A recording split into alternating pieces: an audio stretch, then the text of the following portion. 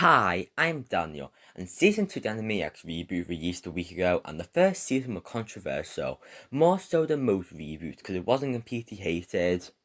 There is a variety of opinions because some people like it and some don't. I was more in the second category.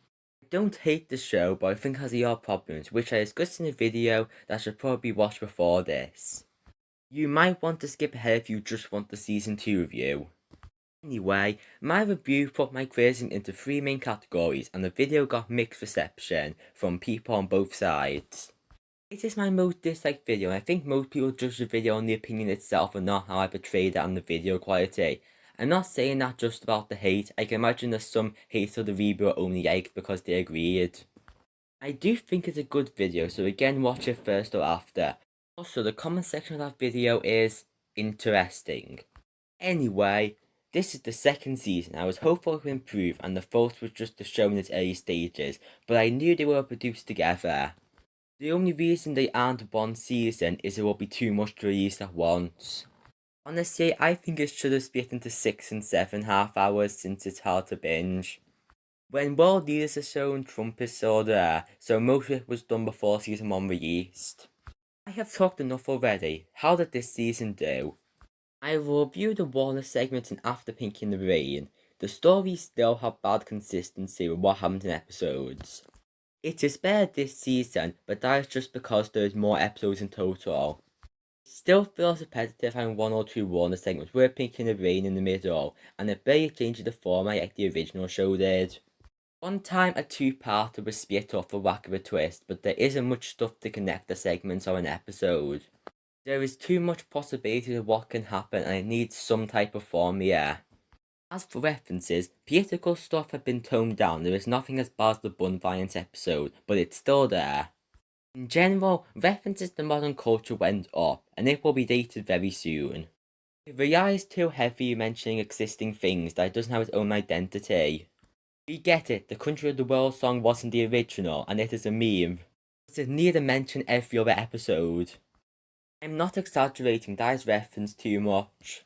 The animation is the same as season 1, it's good especially when the style changes. However, it looks generic and some parts like the outlines and the original human designs are ugly. The comedy still has some funny moments and they are quite prevalent, but I can't say it got better. While not always, the show is sometimes funny enough when it tries, and the songs are also okay. Best song is Yakko's idea on a game show. This is one of the reasons I can see a potentially good show here, buried amongst your problems. As for the characters, the Warners here are still off. Except one episode, they don't have the same childlike attitude. Maybe Wacko does. Since it's been years, they could change it properly, but it doesn't. The show can't decide what they are, especially because it is barely mentioned that they're cartoon characters.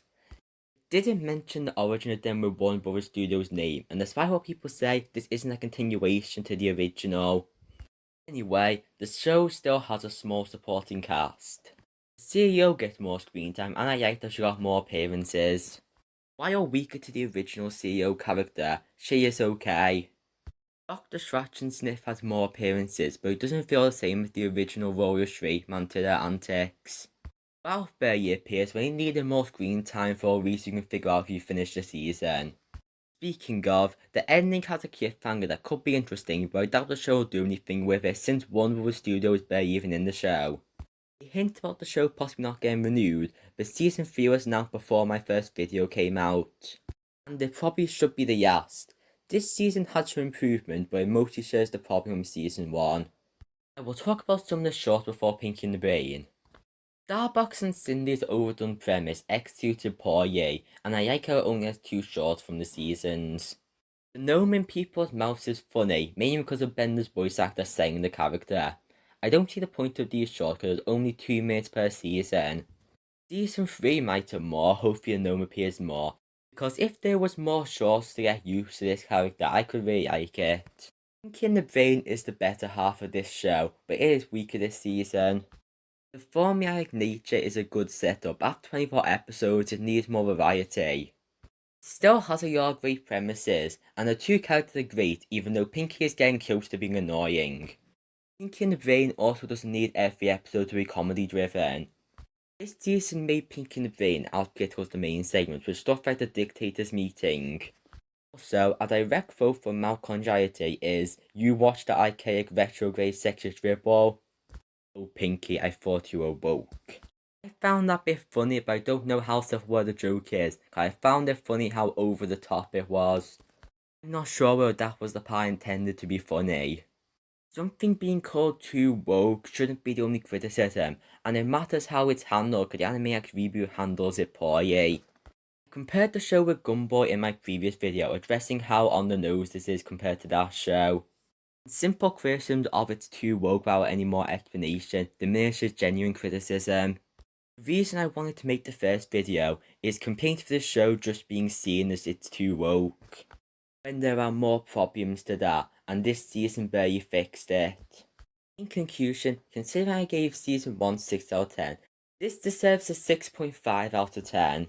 It's somewhat better, but still not a good show, mainly for relying too much on modern references. As for all the other characters of the original being cut, at this point I have already accepted it. While the title doesn't work without them, I can understand it would be hard to write 7 shows at once and reintroduce all of them to a modern audience. However, it yields onto a problem that the show can't decide what it wants to be, because it still has Pinky and the Brain and some other shorts. Does it want to be a variety show or not? It isn't its own thing, which is why I think it fails as a reboot. It criticizes itself too much, and for once it's too meta. No one might hate the triangle something that way, but it fits this show. I can see good things here, more so this season, but I still don't like it. And most of my first video still applies to this season too. I probably won't watch season 3, but I might this video all to get your views. But I also don't want to just make repetitive negative reviews about one show.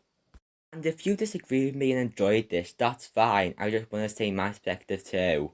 Now, it's Disney Plus' 2-year anniversary. It should not have been 2 years already.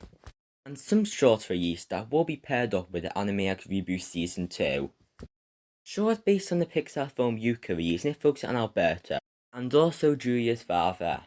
It is a good short, far from the best Pixar short, but still a good addition to the film. The Simpsons in Plusaversary is very bizarre these combination of characters. The way these designs don't fit with the Simpsons animation gets the point across. I wouldn't say I like this short because there's no story and it's not very funny, but it is interesting for showing the Simpsons mixed feelings and Disney Plus merging. There was some trailers, announcement and other things on Disney Plus Day. This is already my youngest video on a new release. The end.